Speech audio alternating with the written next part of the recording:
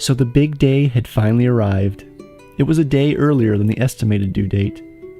The 9 months seemed like they would take forever when we first found out we were having a baby, but now it seems like the time just flew by. I was as nervous and excited as can be as I drove home from work to be with Tracy for our big day, unaware of what exciting and beautiful thing we were about to experience. This is what we've been waiting for the last 9 months. All the tummy stretching, healthy eating was in preparation for this. All the classes we had taken and baby stuff we received, it too was in preparation for this. We would soon find out that words cannot describe the joy you feel in seeing your little child for the first time. It grows and grows.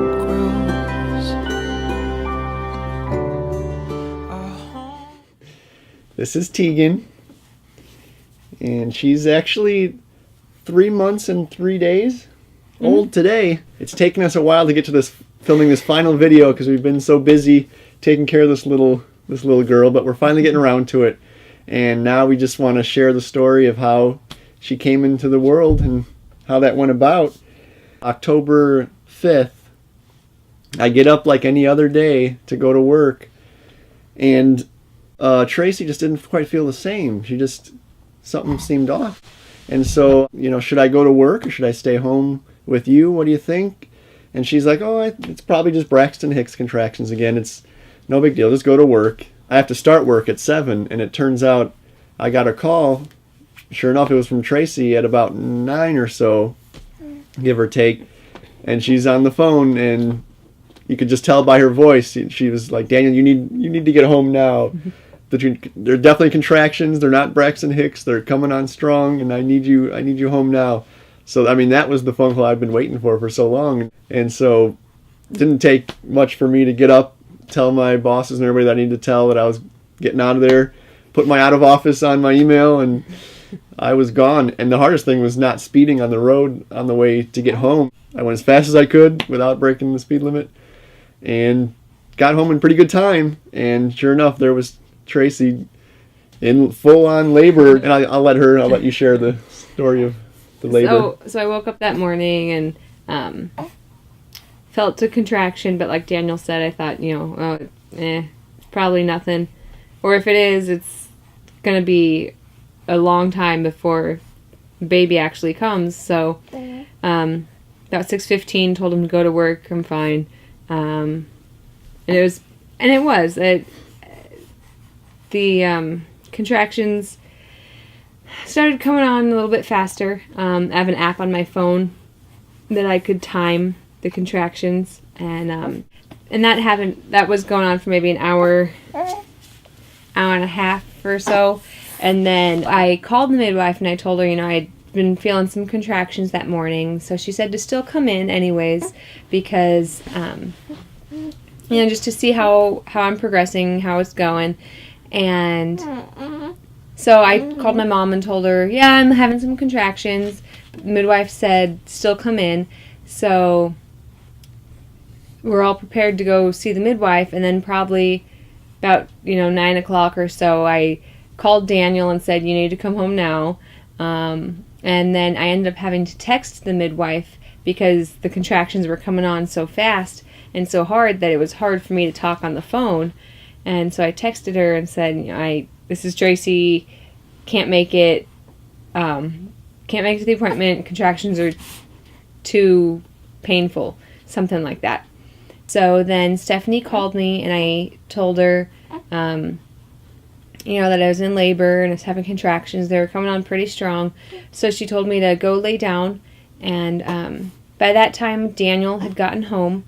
And then maybe 10 minutes later, my mom got there. So I laid down, and it was getting pretty tough. And, trying to remember all the things, going through the Bradley method classes, trying to remember, breathe through contractions, relax, all of that stuff. There's only so much you can do. And boy, I never knew my wife had the grip that she did until holding her hand during, some painful contractions. She had an iron grip. And that was kind of mostly what I could do to help her out, is just give her that hand or something to squeeze. And the hardest part, I think, what Daniel was talking about when he was home was I really felt the urge to push, and the midwife wasn't there yet, and so I told Daniel to call the midwife and tell her that I really felt like I needed to push. And what'd she say?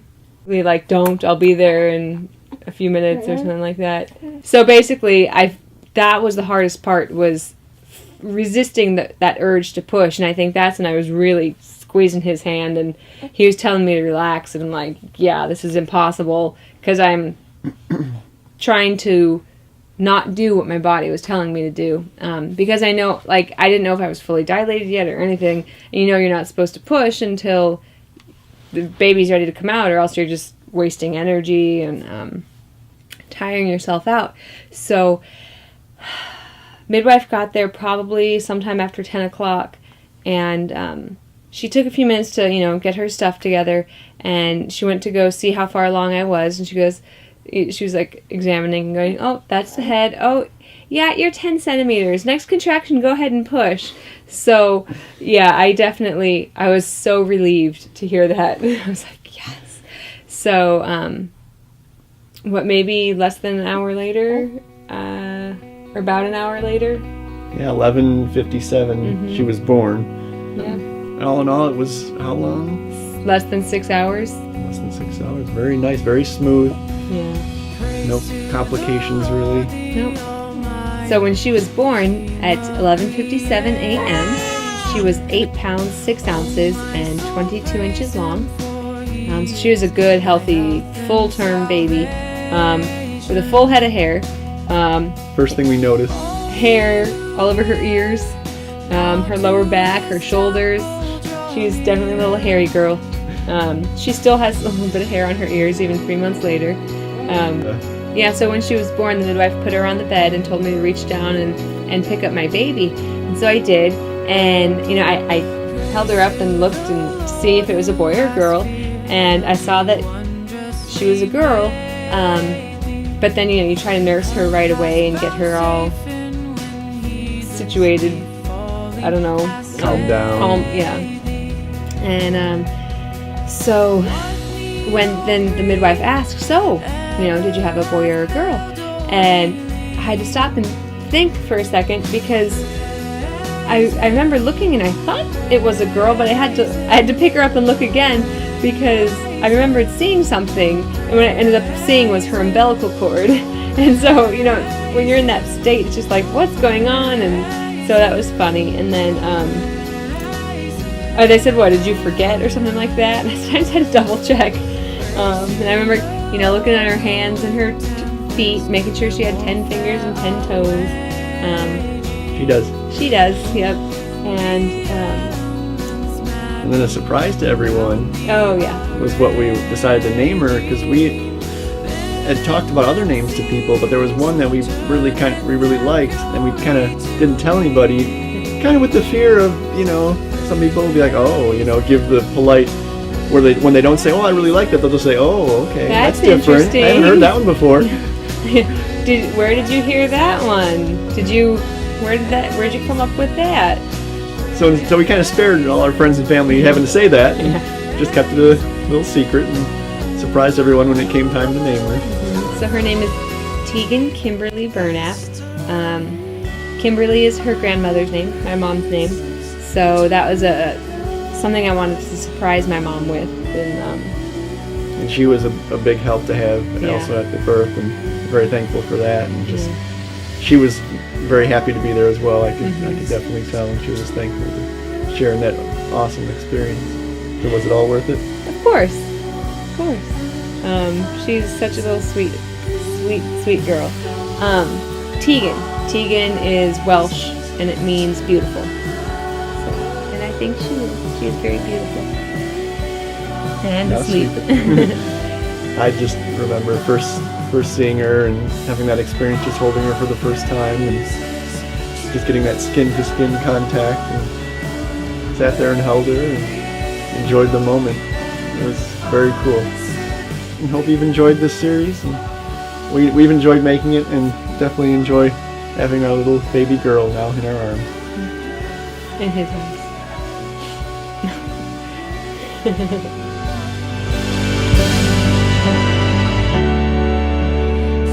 Fearfully and wonderfully and beautifully made.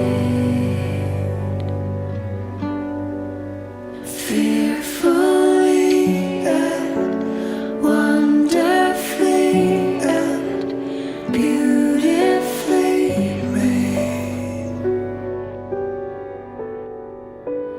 Fearfully and wonderfully